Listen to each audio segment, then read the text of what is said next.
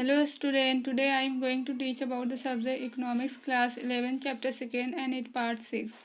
In this video we will discuss about the industry and trade.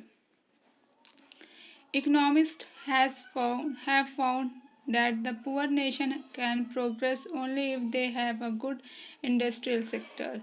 Industry provides employment which is more stable than the employment in agriculture. It promotes modernization and overall prosperity. It is for this reason that the 5-year plan places a lot of emphasis on industrial development.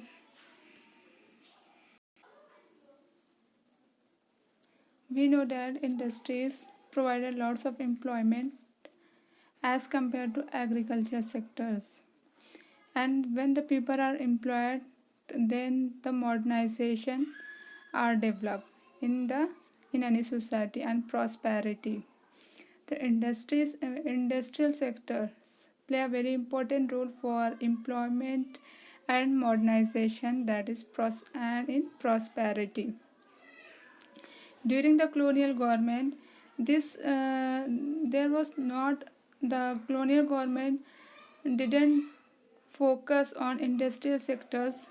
They only want to get they only want for self benefit. And the 5-year planning, the second 5-year planning was set up and was a main focus was given industrial and trade. Emphasis on the 5-year planning, second 5-year planning emphasis on industrial development, and we know that industrial development play a very important role for economy and the development of the economic system of any country.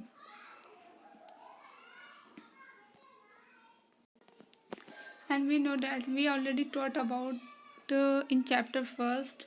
At the time of independence, the variety of industries was very narrow, largely confined to cotton, textile, and jute. There was two well-managed iron and steel firms, one in Jamshedpur, another is Calcutta. But obviously, we needed to expand the industrial basis with the variety of industries if the economy was to grow. It means जो independence का time था, independence के time में जो हम लोगों ने chapter first में पढ़ा, उस टाइम में इंडस्ट्रीज जो थी वो बहुत ही नैरो थी, जैसे कि कॉटन, टेक्सटाइल और जूट, ये दो इंडस्ट्रीज जो थी वो बहुत ही छोटी छोटी जगह जगह पर थी. बट उस टाइम पर दो जो इंडस्ट्रीज थी, स्टील एंड आयरन, जो कि one in Jamshedpur and second is Calcutta. But अब हमको क्या चीज़ की ज़रूरत है कि हम अपने इंडस्ट्रियल सेक्टर्स को जो है, जो वैरायटी ऑफ इंडस्ट्रीज़ हैं, उनको आगे बढ़ाना है, जिससे कि क्या हो सके, हमारे इकॉनमी डेवलप हो सके, ग्रो अप हो सके. Another point is market and state in Indian industrial development. There the big question facing the policy maker was first, what should be the role of the government and private sector in industrial development? Independence के time पर हमारे जो policy makers थे, उनके mind में एक question था, और वो क्या था, what should be the role of government और जो प्राइवेट सेक्टर्स हैं इंडस्ट्रियल डेवलपमेंट के पर्सपेक्टिव्स में उनका क्या रोल होना चाहिए था. We know that the Indian industrialists did not have a capital to undertake investment in industrial venture required for the development of our economy. उस टाइम की सिचुएशन क्या थी कि ना ही हमारे इंडस्ट्रीज़ के पास ही कैपिटल नहीं था, no capital. When the industries have no capital, then how to invest in industrial venture. जब उनके पास कैपिटल नहीं तो उसको कैसे वो इन्वेस्ट करें. No capital, no investment in industrial venture, and then so that no development in economy. ना ही कैपिटल, जब कैपिटल नहीं है तो ना ही उसमें इन्वेस्ट होगा और ना ही हमारे इकॉनमी डेवलप होगी. The big problem is that. And second problem is no big market enough, and when the no big market to cannot encourage industrialist and then to undertake the major product. जब उनके पास एक बड़ा market ही नहीं है जिससे कि वो industries को इनक्रेज कर सके या उसको इस्टेब्लिश कर सके। सेकेंड इज़ दैट कि जब वो बड़ी कोई भी इंडस्ट्रीज़ को डेवलप नहीं कर सकते, बड़ी मार्केट नहीं, तो इंडस्ट्रीज डेवलपमेंट प्रॉब्लम्स क्रिएट होगी। और इसकी रीज़न क्या है? To undertake the major product, जिससे कि वो एक बड़ा प्रोजेक्ट पर काम कर सके। बड़े प्रोजेक्ट पर काम करने के लिए we should have a big market. तो you know that very well. At the time of independence, the two problem, first is a no capital and second is a no big market. And the second point is the Industrial Policy Revolutions Act 1956. First of all, we should know about what is the Industrial Policy Revolution Act, what is the role of this, and how this act play an important role for development of industries. According to the Industrial Policy Act, government increased the role of public sector in the industrial development of the economy. The main objective of is to prevent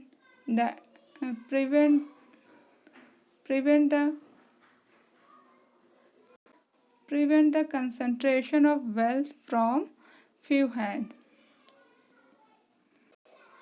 public sector that is a government sector. तो ये क्या है? According to इस act के according, इस policy के according क्या है कि government increase the role of public sector. जो भी गवर्नमेंट जो थी उसने इंक्रीज करती थी रोल ऑफ पब्लिक सेक्टर की। रीज़न क्या था? इंडस्ट्रियल डेवलपमेंट में for economy. The reason is that कि जो भी अगर वो प्राइवेट सेक्टर कर देती है, मतलब कि एक आम हम लोगों के हाथ में या एक जनरल पब्लिक के हाथ में अगर ये चीज़ आ जाता तो उसमें जो वेल्थ थी वो फ्यू हैंड में होती। और गवर्नमेंट ने मेन फोकस पब्लिक सेक्टर्स पर दिया। Public sector that is a government sector.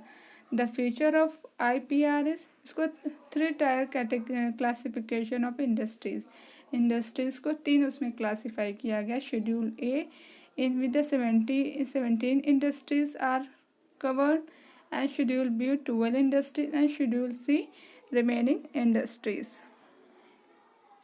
Schedule A में वो सारी इंडस्ट्रीज आएगी जो कि पब्लिक सेक्टर थी। पब्लिक सेक्टर कौन कौन सी इंडस्ट्रीज आती, जैसे कि हम इलेक्ट्रिसिटी ले लें, रेलवे ले लें, और वाटर है। बहुत सारी ऐसी इंडस्ट्रीज है जिसमें पूरा रोल गवर्नमेंट का होता है। और सेकेंड शेड्यूल बी में कौन सी इंडस्ट्रीज आएगी? इसमें वर्क तो पब्लिक करेगा, मगर गवर्नमेंट अपना रूल, अपना गाइडलाइन, अपने प्रिंसिपल वो देगी, and the public has to follow to develop any industries. Public has to follow the rule and regulation या guideline which are given by the government. And Schedule C, the remaining industry other than these industries, all of the left industries come into Schedule C. And second important point is industrial licensing. It refers to the written permission from the government for opening or for expanding the industrial unit. Licensing क्या है? उसमें licence ये एक written permission है जो government देगी for opening a new business या for expanding the industrial unit. या एक्सपेंड करना है या ओपनिंग करना है तो उस टाइम पर इंडस्ट्रियल लाइसेंसिंग भी दिया गया। And the second important point is this कि लाइसेंसिंग प्रोवाइड करना न्यू बिजनेस के लिए, जिससे कि जो रीजनल इम्बैलेंस है या इनइक्वालिटीज़ है वो ख़त्म हो जाए, और जो भी पर्सन किसी रूरल एरियाज़ में, बैकवर्ड एरियाज़ में कोई भी इंडस्ट्रीज ओपन करता है तो some concession are also given, that is a tax benefit and electricity at a low power tariff. तो ये सारे बेनिफिट्स दिए जाते थे उन लोगों को जो कि एक बैकवर्ड एरिया में इंडस्ट्रीज़ को डेवलप करते थे। और the main purpose is that for promoting equality regional equality को प्रमोट करने के लिए, जिससे कि सारे एक स्टेट एक लेवल पर हो। And even and existing industries had to obtain the licence for expanding output या for diversifying product. There was meant to ensure that the quantity of good produce was not more than what the economy required. Second, जो existing industries थी, तो वो जो उस time पर industries बन चुकी थी, तो उनके लिए भी लाइसेंस क्या होगा, उनको भी लाइसेंस लेना था। तो पर्पस क्या था इसका कि वो अपने आउटपुट को एक्सपेंड कर सके या वैरायटी ऑफ द गुड्स को वो प्रोडक्शन कर सके, उतना करे जितना कि रिक्वायर्ड हो हमारी इकॉनमी को, उतना करे। और इससे क्या मतलब वो हुआ कि licence to expand production was given only if the government was conceive that the economy required the larger quantity of goods.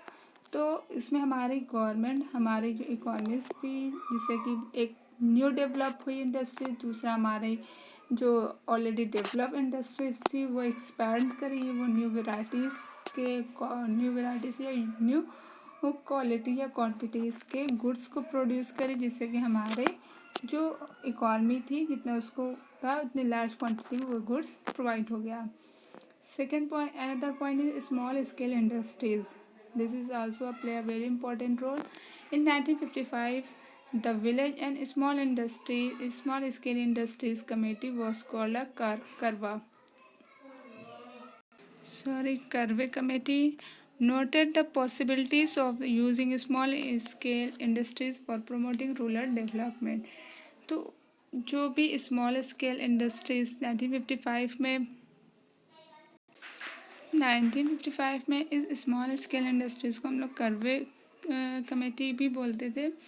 और फिर the main purpose is this to promote the rural development. उसके लिए भी अलग अलग categories था, investment था। 1950 the small scale industries unit was one which invested maximum of ₹5 lakh. At the present, maximum investment allowed in the rupee of 1 crore. उस time में 5 लाख था 1955 में, और अब 1 करोड़ रुपीज़ है स्मॉल स्केल इंडस्ट्रीज़ के इन्वेस्टमेंट में। और द सेकेंड थिंग इज़ कि स्मॉल स्केल इंडस्ट्रीज़ जो है वो लेबर इंसेंटिव थे as compare to large scale industries, जिससे कि मोर एम्प्लॉयमेंट जनरेट हुआ। तो I hope you can understand very well about this topic and industrial policy resolution 1956 and small scale industries and the regional equality.